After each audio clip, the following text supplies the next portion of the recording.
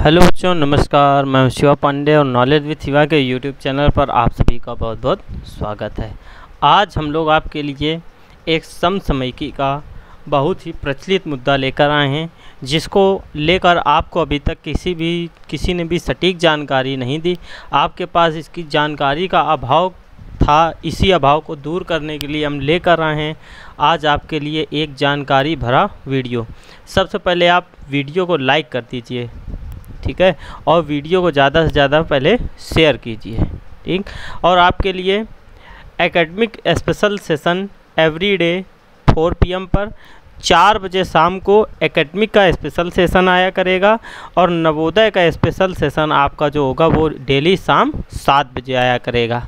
और आपके लिए 2 शो आ रहे हैं। एक द वोकैब शो, वो आपको मिलेगा, द वोकैब शो वो आपको मिलेगा शाम 5 बजे। और शब्दकोश जिसमें आपको प्रतिदिन कुछ मीनिंग्स हिंदी और इंग्लिश दोनों की बताई जाएंगी। तो ये 5 बजे और 6 बजे लेकर आ रही है हमारी टीम आपके लिए, ठीक है। तो बच्चों, ज़्यादा से ज़्यादा लोग इनसे जुड़ें। और आज आपके लिए जो टॉपिक लेकर आए हैं उस टॉपिक को देखिए, क्या है वो टॉपिक। साप्ताहिक करंट अफेयर, साप्ताहिक समसामयिकी, इसी को करंट अफेयर बोलते हैं, जिसका पार्ट 001 है। चलिए देखते हैं कि वह आज पार्ट कौन सा है। बहुत ही दिनों से आप सुन रहे होंगे कि ये तालिबान क्या है। तालिबान और अफ़गान विवाद, वहाँ पर तालिबान का क्या है, तालिबान की उत्पत्ति कैसे हुई, तालिबान के शासन करने से भारत पर क्या प्रभाव पड़ेगा, विश्व पर क्या प्रभाव पड़ेगा, ठीक है, अफ़गानिस्तान पर इसका क्या प्रभाव पड़ रहा है, आने वाले समय में क्या क्या चेंजमेंट देखने को मिल सकते हैं अफ़गानिस्तान में, इससे संबंधित सारी जानकारी आपको आज इस वीडियो के माध्यम से दी जाएगी। चलिए अब देखते हैं बच्चों। पहला, ये आपको जो दिख रहा है ये एक अफ़गानिस्तान का नक्शा है। ये अफ़गानिस्तान के नक्शे का प्रारूप आप देख सकते हैं कि यह अफ़गानिस्तान का ये नक्शा है, ठीक है। तो अफ़गानिस्तान की ये प्रमुख कुछ सिटी दी गई हैं, ये देखिए जैसे, ठीक है, ये गंजी दी गई है, इसको देखिए ये, ठीक। और इधर साइड देखेंगे ये सब भारत से जो लगने वाली सीमा है उसकी, ये देखिए, ये बदख्शा की जो सीमा है, ठीक है, यह बदख्शा की सीमा भारत से लगती है। और ये बदख्शा की जो सीमा भारत से लगती है इसकी लंबाई 108 किलोमीटर है। तो भारत और अफ़गानिस्तान की जो सीमा लगती है वो 108 किलोमीटर लंबी सीमा लगती है, ठीक है, भारत पाकिस्तान के बीच 108 किलोमीटर। देखिए ये तजाकिस्तान से भी इसकी सीमा मिलती है जाकर, और आप देख रहे होंगे चाइना की तरफ भी जा रहा है, ठीक है। तो पाकिस्तान से इसकी बहुत ज़्यादा सीमाएँ मिलती हैं। देखिए पाकिस्तान से कितना सटा हुआ राज्य है, यहाँ से चालू होता है और ये सब देखिए पूरा पाकिस्तान से घिरा हुआ है इस तरफ से, ठीक। तो पाकिस्तान के जो मुख्य यहाँ पे इस तरफ आप जब देखेंगे इस्लामाबाद की तरफ, ठीक है, तो इस्लामाबाद की तरफ जो इसके सैन्य अड्डे दिए गए हैं, ठीक, यहीं पर इसके मुख्य अड्डे हैं। और थोड़ा जब आप इस तरफ आएंगे यहाँ की तरफ, तो यहाँ पर इसके कुछ लॉन्चिंग पैड्स हैं, ठीक, जहाँ पर यहाँ पर आतंकियों को ट्रेनिंग दी जाती है। तो वही आतंकी ट्रेनिंग लेने के बाद जाकर अफ़गानिस्तान, भारत, इधर साइड जाकर ये बहुत सारे आतंकी हमला करते हैं। चलिए ये सब बातें बाद में ध्यान देंगे, पहले अफ़गानिस्तान के बारे में देखते हैं, ठीक है। तो अफ़गानिस्तान में अब तालिबान ने 90% अफ़गानिस्तान में कब्जा कर लिया है, ठीक। कुछ राज्य ऐसे हैं जहाँ पर अभी तालिबान ने कब्जा नहीं किया है, पर लेकिन तालिबान अब बहुत ही जल्दी, ठीक है, ये काबुल देख रहे हैं, ठीक, काबुल तक तालिबान पूरी तरह पहुँच चुका है। काबुल तक तालिबान पूरी तरह, ये देखिए काबुल दिख रहा होगा आपको, ठीक है, काबुल तक पूरा तालिबान पहुंच चुका है। बहुत ही जल्दी वो अपना राष्ट्रपति घोषित करेगा किसी को, ठीक है।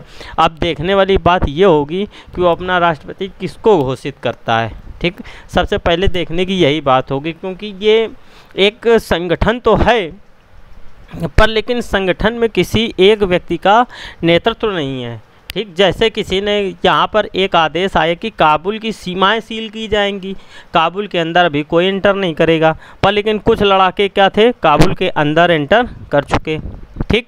पर तो इसलिए आपको आगे बहुत सारी यहाँ पे अनियमितताएं देखने को मिलेंगी। चलिए आगे देखते हैं, आगे क्या है तालिबान, ये समझते हैं कि जो तालिबान है आखिर ये है क्या तालिबान। ठीक, तो सबसे पहले समझेंगे कि ये तालिबान क्या है। तालिबान का मतलब क्या है। देखिए ये तालिबान लिखा है, तो तालिबान शब्द का मतलब होता है तालिब, तालिब से बना है तालिबान। और तालिब क्या होता है, तालिब मतलब वो होता है जो व्यक्ति मदरसे में, जो व्यक्ति मदरसे में इस्लामिक शिक्षा, मदरसे में इस्लामिक शिक्षा प्राप्त करता है, जो व्यक्ति मदरसे में इस्लामिक शिक्षा प्राप्त करता है वो तालिब होता है, वो प्राप्त करता है वो तालिब होता है, वह तालिब होता है। और तो तालिब वो होता है, तो तालिबान क्या होता है, तो देखिए बच्चों, उन्हीं छात्रों का समूह, उन्हीं छात्रों का समूह जो होगा वो तालिबान होगा। तालिबान क्या है, छात्रों का समूह, मतलब जो छात्र मदरसे में इस्लामिक शिक्षा प्राप्त करते हैं तो वो क्या कहते हैं, तालिब कहलाते हैं, और उन्हीं का समूह तालिबान कहलाता है। तो तालिबान क्या है, तालिब शब्द का बहुवचन है। ठीक, तालिब शब्द का बहुवचन है। तो तालिब शब्द का बहुवचन क्या है, तो तालिबान तालिब शब्द का बहुवचन है। ठीक, तो जो व्यक्ति इस्लामिक शिक्षा प्राप्त करता है मदरसे में तो वो क्या कहलाता है, तालिब कहलाता है। और छात्रों का यह एक समूह क्या कहलाता है, तालिबान कहलाता है बच्चों। ठीक है, तो ये तालिबान के बारे में थोड़ी सी आपके लिए जानकारी थी कि तालिबान का मतलब क्या होता है। तालिबान की स्थापना कब हुई थी, ये सबसे ज़्यादा महत्वपूर्ण बात है। तो देखिए, सबसे पहले सितंबर 1994 में तालिबान की स्थापना हुई थी। सितंबर 1994 में तालिबान की स्थापना हुई थी। कब, जब वहाँ से सोवियत संघ ने अपनी सेना हटा ली थी। धीरे धीरे सोवियत संघ अपनी सेना वहाँ से हटा रहा था। सोवियत संघ की सेना 1980 से लगा के 1991 तक रही थी। ठीक है, तो सोवियत संघ ने जब अपनी वहाँ से सेना अफ़गानिस्तान से हटा ली, फिर उसके बाद वहाँ पर क्या हुआ, तालिबान ने अपनी स्थापना शुरू की। तालिबान यह संगठन पहले पाकिस्तान की तरफ सक्रिय था।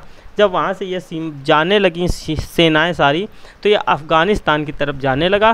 तालिबान का उद्देश्य शरिया कानून लागू करना है। ठीक है, अब तालिबान के संस्थापक देखते हैं कौन है। तो तालिबान के संस्थापक मोहम्मद उमर अब्दुल घनी बरादर हैं। ठीक है, इनका पूरा नाम देखिए, मोहम्मद उमर अब्दुल घनी बरादर। शॉर्ट फॉर्म में इनको क्या बोलते हैं, अब्दुल घनी बोलते हैं। ठीक है, इन्हीं के बहुत ज़्यादा चांसेस हैं राष्ट्रपति बनाए जाने के, अब्दुल घनी के। ठीक, इसी के संस्थापक जो हैं अब्दुल घनी, इन्हीं को राष्ट्रपति बनाए जाने के बहुत ही ज़्यादा संभावनाएं हैं। पर लेकिन ये अब आगे आने वाले समय में निश्चित हो पाएगा कि कौन राष्ट्रपति वहाँ का बनेगा। ठीक है, ये आगे आने वाले समय में निश्चित होगा, ये अभी कुछ इसके बारे में प्रेडिक्ट नहीं की जा सकती है। ठीक है, तो चलिए, इस संस्थापक मोहम्मद अब्दुल उमर घनी बरादर थे। और उसके बाद यहाँ पर अमेरिकी सेना कुछ समय तक रही। अमेरिकी सेना कब तक रही, उसके समझने से पहले थोड़ा इसके बैकग्राउंड में जाना पड़ेगा। बैकग्राउंड में क्या, ये तालिबान जो था ये 1996 से लगाकर 2001 तक 1996 से 2001 तक लगभग 6 साल। ठीक है, तो 96 की स्टार्टिंग से 2001 के लास्ट तक इसने शासन किया था। तो लगभग इसको 6 साल कहा जा सकता है। 6, साढ़े 6, 5 साल, तो लोगों का अनुमान 6 साल का माना जाता है। ठीक है, तो 1996 से 2001 तक शासन इसने पूरी तरह से किया था। तो 1995 में इसने अपने अधीन कई राज्य ले लिए थे, पर लेकिन तब क्या था, ये पूरी तरह से अपना राष्ट्रपति अपने पद पर नहीं बैठा पाए थे ये लोग। ठीक है, 1996 में इन्होंने बनाया था, तब भी इन्होंने 90% अफ़गानिस्तान में कब्जा कर लिया था। 90% अफ़गानिस्तान में तालिबान ने कब्जा कर लिया था। कब, 1996 से 2001 के बीच में। ठीक, चलिए आगे देखते हैं, आगे क्या है। तालिबान का उदय कैसे हुआ। ठीक है, तालिबान के उदय से संबंधित कुछ पॉइंट्स हैं आपके पास। तो तालिबान का उदय कैसे हुआ। तालिबान शुरू में तालिबान की लोकप्रियता इसलिए थी क्योंकि उन्होंने भ्रष्टाचार पर लगाम कसी। तालिबान ने भ्रष्टाचार पर शुरुआत में बहुत ही अच्छी लगाम कसी थी। क्या होता था, अगर कोई व्यक्ति भ्रष्टाचार करते हुए पाया जाता था तो अंग काटने का प्रावधान था वहाँ पर, उसके अंग काट दिए जाते थे। जिस हाथ से जैसे रिश्वत ले रहा है उसी हाथ को काट दिया जाता था। कई प्रकार के अंगघात किए जाते थे। तो इसलिए वहाँ पर भ्रष्टाचार पर बहुत ही अच्छी लगाम लगी थी। अव्यवस्था पर अंकुश लगाया, जैसे लेट लफीथी जो कार्यक्रम होते हैं, ठीक है, सरकारी कार्यों को बहुत ही शीघ्रतापूर्ण निपटाने के लिए अव्यवस्था पर अंकुश लगाया और अपने नियंत्रण में आने वाले इलाकों को सुरक्षित बनाया। वहाँ पर जो इनके अंडर में इलाके आते थे, इनके नियंत्रण में जो इलाके थे, उसको क्या किया इन्होंने, सबसे सेफ जोन बनाए यहाँ पर, ताकि लोग व्यवसाय कर सकें और वहाँ पर लोगों को बिजनेस करने में कोई दिक्कत ना हो। दक्षिण पश्चिम अफ़गानिस्तान से तालिबान ने जल्द ही अपना प्रभाव बढ़ाया। दक्षिण पश्चिम से इसने क्या किया, अफ़गानिस्तान से अपना प्रभाव बढ़ाना चालू किया। और सितंबर 1995 में तालिबान ने ईरान सीमा से लगे हेरात प्रांत पर कब्जा कर लिया। ईरान की सीमा, जब आपने शुरुआत में मैप देखा था तो वहाँ पर ईरान साइड से दिख रहा था, तो ईरान सीमा के पास एक प्रांत था हेरात प्रांत, तो हेरात प्रांत पर सबसे पहले इन्होंने सितंबर 1995 में कब्जा कर लिया था। और इसके एक साल बाद तालिबान ने बुरहानुद्दीन रब्बानी सरकार को सत्ता से हटा दिया। तो कब 1995 में कब्जा किया, और कब 1995 में ही इसने किसको, बुरहानुद्दीन रब्बानी सरकार को सत्ता से हटा दिया और अफ़गानिस्तान की राजधानी काबुल पर कब्जा किया। 1998 आते आते लगभग 90% अफ़गानिस्तान पर तालिबान का नियंत्रण हो गया था।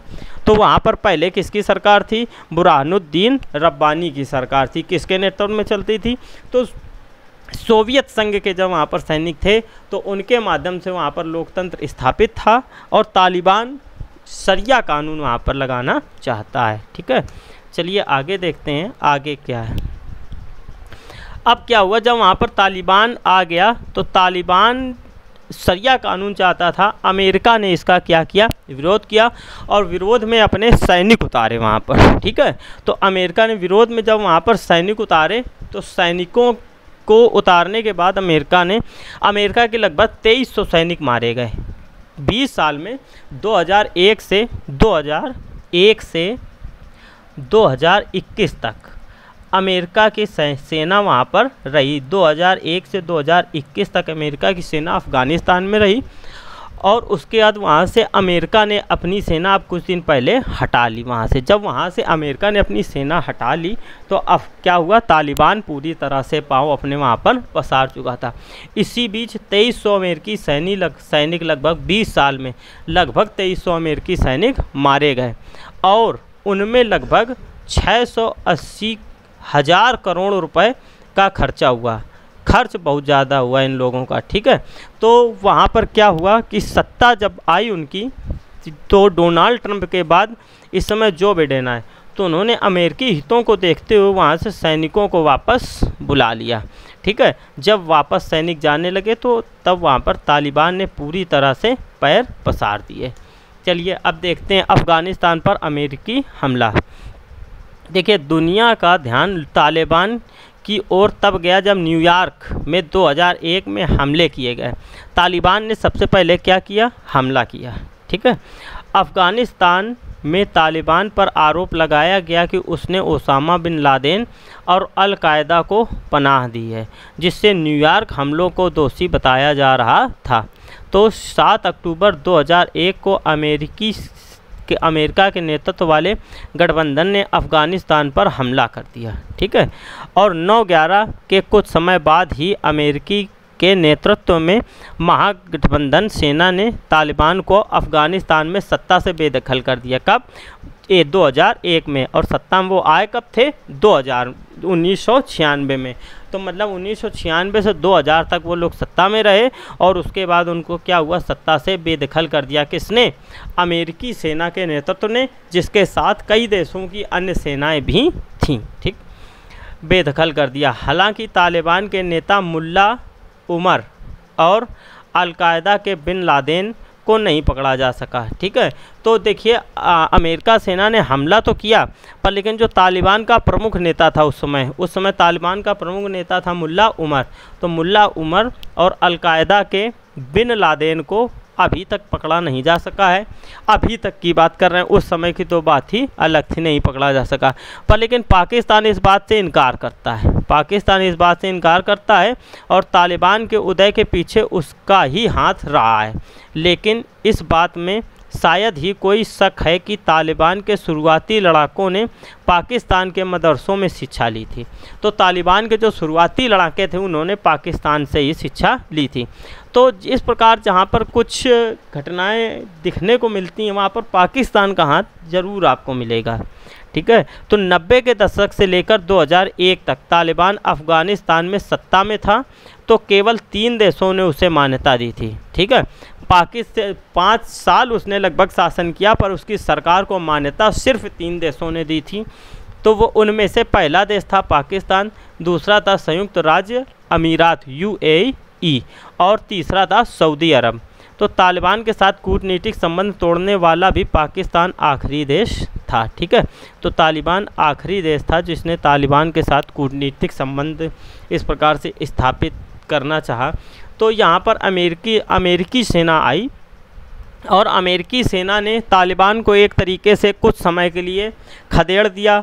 उसके कई सैनिक वहाँ से देश छोड़ के भाग गए और कई सैनिक ड्रोन हमलों में मारे गए।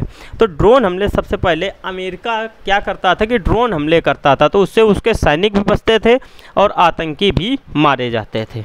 ठीक है, चलिए अब अगला भाग देखते हैं कि अगला भाग क्या है। अगला भाग इसका है अफ़गानिस्तान में तालिबान के उदय पर भारत पर प्रभाव। तो इसके उदय से भारत पर क्या प्रभाव पड़ेगा। ठीक, चलिए देखिए भारत पर क्या प्रभाव पड़ने वाला है। देख, अभी आपको शुरुआती नक्शे में बताया गया था कि भारत की सीमा अफ़गानिस्तान से लगभग 108 किलोमीटर मिलती है। लगभग 108 किलोमीटर की सीमा कहाँ भारत से मिलती है। तो देखिए जम्मू कश्मीर से तालिबान की नज़दीकी, जम्मू कश्मीर से तालिबान नज़दीक पड़ता है। अफ़गानिस्तान के अधिग्रहण के साथ तालिबान अब भारत के जम्मू और कश्मीर क्षेत्र में नियंत्रण रेखा से केवल 400 किलोमीटर की दूरी पर है। जो अपनी नियंत्रण रेखा है वहाँ से केवल तालिबान कितनी दूर पर है, 400 किलोमीटर की दूरी पर है। जम्मू और कश्मीर से तालिबान की निकटता उन्हें भारतीय क्षेत्र में और अधिक आतंकवादी गतिविधियां करने में स्थित सुलभ कर देती हैं। अभी तक क्या था, अभी तक भारत को आतंकवाद का सामना केवल किससे करना पड़ता था, पाकिस्तान से।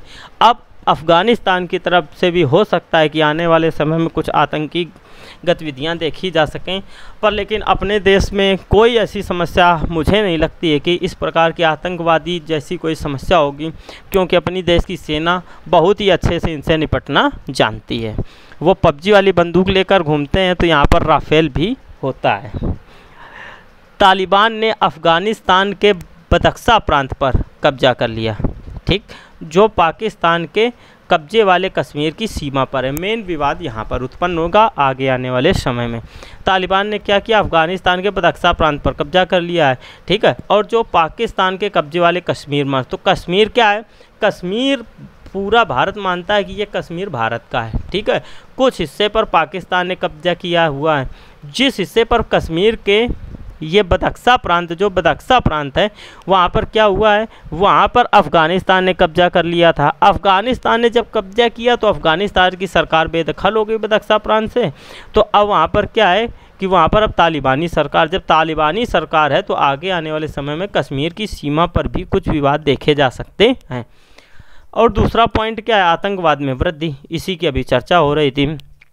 संयुक्त राष्ट्र की हाल ही की रिपोर्ट में यह कहा गया है कि जैश-ए-मोहम्मद और लश्कर-ए-तैयबा जैसे आतंकवादी समूह तालिबान के साथ काम कर रहे हैं। तो तालिबान के साथ कौन काम कर रहे हैं, जैश-ए-मोहम्मद, लश्कर-ए-तैयबा जैसे आतंकवादी समूह तालिबान के साथ काम कर रहे हैं। तालिबान के पुनरुत्थान का मतलब, अब पुनरुत्थान मतलब क्या है, दोबारा उत्थान होना, मतलब किसी चीज़ को दोबारा डेवलप होना, उसी को बोलते हैं पुनरुत्थान। अब अफ़गानिस्तान में इन उग्रवादियों समूह के लिए प्रशिक्षण सुविधाओं और ठिकानों का विस्तार भी हो सकता है। यहाँ पर क्या हो सकता है, उनको ट्रेनिंग दी जा सकती है और उनको रहने के लिए यहाँ पर कई सारी चीज़ें अवेलेबल कराई जा सकती हैं। ठीक है, इससे आतंकवाद में क्या आपको आगे आने वाले समय में आपको बहुत सारी चीज़ें देखने को मिल सकती हैं। ठीक, आगे देखते हैं अगला टॉपिक, अगला पॉइंट क्या है अपना। तालिबान को पाकिस्तान का समर्थन। जैसा कि आप देख रहे हैं 90 के दशक में अधिकांश लड़ाके कहाँ से प्रशिक्षित होकर आए थे, 90 के दशक में अधिकांश लड़ाके पाकिस्तान से प्रशिक्षित होकर आए थे, पाकिस्तान से पूर्णतः प्रशिक्षण वे लेकर आए थे तालिबान के। तो अब देखिए अब क्या मिल रहा है वहाँ पर। रिपोर्टों के अनुसार तालिबान को पाकिस्तान का समर्थन प्राप्त है और यह भारत के लिए बिल्कुल भी अनुकूल नहीं होगा। पाकिस्तान जिसका समर्थन कर दे वैसे भी वो चीज़ें भारत के अनुकूल नहीं पाई जाती हैं, ठीक है। मतलब पाकिस्तान अगर किसी चीज़ का समर्थन कर रहा है तो वहाँ पर मानवता का अहित ही होगा। पाकिस्तान मानवता के अहित वाली चीज़ों का बहुत ही जल्द समर्थन करता है, ठीक। आगे बच्चों देखिए, तालिबान ने ऐसे सभी ज़िलों पर नियंत्रण कर लिया है जो तजिकिस्तान, ईरान, तुर्कमेनिस्तान, उज़्बेकिस्तान और पाकिस्तान सहित अन्य देशों की सीमा से लगे हैं। मतलब तालिबान ने क्या किया है कि सीमा से सटे हुए जितने राज्य हैं उन पर बहुत ही जल्दी से कब्जा कर लिया है, ठीक है। तो अब देखनी पड़ेगी चीन की चुनौती। अब वहाँ पर एक क्या है, चीन की चुनौती भी भारत को ही झेलनी पड़ेगी। देखिए क्या है, चीन ने कथित तौर पर यह कहा है कि वह अफ़गानिस्तान के तालिबान के साथ मैत्रीपूर्ण संबंध विकसित करने को तैयार है और यह भी भारत के लिए एक बड़ी चुनौती बन सकता है। चीन ने कहा है कि वह अफ़गानिस्तान में तालिबान के साथ क्या करना चाहता है, तालिबान के साथ मैत्रीपूर्ण संबंध विकसित करने के लिए चीन तैयार है। जब चीन तैयार है, भारत ने वहाँ पर बहुत सारा निवेश भी किया हुआ है, पर चीन क्या है, चीन की विस्तारवादी नीति है, चीन की विस्तारवादी नीति है। अब वो क्या करेगा, अफगानिस्तान से मैत्रीपूर्ण संबंध बनाकर वहाँ पर वो निवेश करेगा, ठीक है, जैसे पाकिस्तान में किया। अब वो धीरे धीरे चीन ने क्या किया है, पाकिस्तान को अपने अधीन बनाने के लिए उसने पूरा रोड मैप तैयार कर लिया है और आगे आने वाले समय में अफगानिस्तान में भी आपको ये देखने में मिल सकता है, ठीक। देखिए चीन भी कथित तौर पर अफ़गानिस्तान में सबसे बड़े निवेशकों में से एक है और तालिबान अपनी मजबूत स्थिति को बनाए रखना चाहेगा, जिसके लिए उसे चीनियों के सहयोग की आवश्यकता होगी। चीन क्या है, एक अफ़गानिस्तान में बहुत ही बड़ा निवेशक है और तालिबान यह चाहेंगे कि उनकी फाइनेंशियल कंडीशन कमज़ोर ना हो। तो फाइनेंशियल कंडीशन कमज़ोर ना होने के लिए वह चीनियों से यह सहयोग चाहेंगे कि वो उनकी आवश्यकताओं के अनुरूप आकर उनके साथ मदद करें, उनके यहाँ फैक्ट्रियाँ स्थापित करें, प्रोजेक्ट्स कई सारे लॉन्च करें। इससे क्या होगा, उनकी अर्थव्यवस्था कमज़ोर नहीं होगी, ठीक है। आगे देखेंगे अब अगला पार्ट क्या है। अब अगला पार्ट देखेंगे। अगला पार्ट है क्या अफ़गानिस्तान में भारत का निवेश व्यर्थ हो जाएगा। तो देखिए ये एक बहुत ही अच्छा पॉइंट आपको देखने को यहाँ पर मिल रहा है।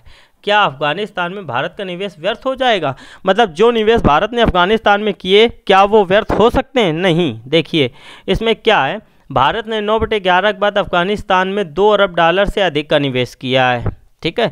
9/11 के बाद ये एक आतंकी हमले के बाद से अफगानिस्तान में $2 अरब से ज़्यादा डॉलर का निवेश कर दिया है। अफगानिस्तान में भारत द्वारा किए गए कुछ प्रमुख निवेशों में नया संसद भवन, अभी वहाँ का नया संसद भवन बना है जिस पर भारत ने निवेश किया है। पश्चिमी अफगानिस्तान में सलमा बांध, एक सलमा बांध बना है जो पश्चिमी अफगानिस्तान की तरफ है। डेलाराम जरंज राजमार्ग शामिल है, ठीक है।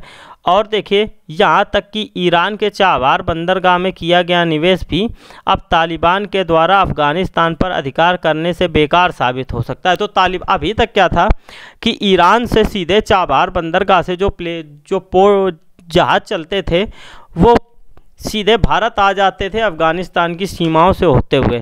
पर लेकिन अब क्या है कि तालिबान के अंडर में आने के बाद वहाँ से हो सकता है कि तालिबान रोक लगा दे, पर लेकिन ऐसा वो नहीं करेगा क्योंकि वो पूरी तरह से पाकिस्तान पर निर्भर नहीं रहना चाहे। तो देखिए चाबहार बंदरगाह भारत को कुछ हद तक लाभ भी दे सकता है। ये एक लाभ देने वाला पॉइंट है भारत के लिए, क्योंकि तालिबान पूरी तरह से पाकिस्तान पर निर्भर होना नहीं चाहेगा। वो ये नहीं चाहेगा कि वो पूरी तरह से सत्ता से लगा के, आतंकवाद से लगा के, हर चीज़ पर तालिबान पाकिस्तान के ऊपर निर्भर रहे। वो कुछ अपनी हद भी, अपनी चीज़ें भी वहाँ पर डेवलप करना चाहेगा। जैसे इस समय तालिबान का जो मुख्य आय का साधन है वो वहाँ पर कर के द्वारा प्राप्त होता है, अफीम के कर के द्वारा। अफ़ीम में वो क्या लगाता है, कर लगाता है। और अफ़ीम को क्या करता है, अफ़गानिस्तान की सीमाओं से बाहर भिजवाता है, सीमाओं से बाहर भिजवाता है। तो वहाँ जब सीमाओं से वो बाहर भिजवाता है तो उसी का वो टैक्स लेता है। यही उनकी आय का इस समय मुख्य साधन है। ठीक है, चलिए बच्चों, आपको ये जानकारी बहुत ही अच्छी लगी होगी। अगर आपको ये जानकारी अच्छी लगी हो तो ज़्यादा से ज़्यादा इसको लाइक करिए, शेयर करिए और चैनल को सब्सक्राइब ज़रूर कर लीजिए। धन्यवाद।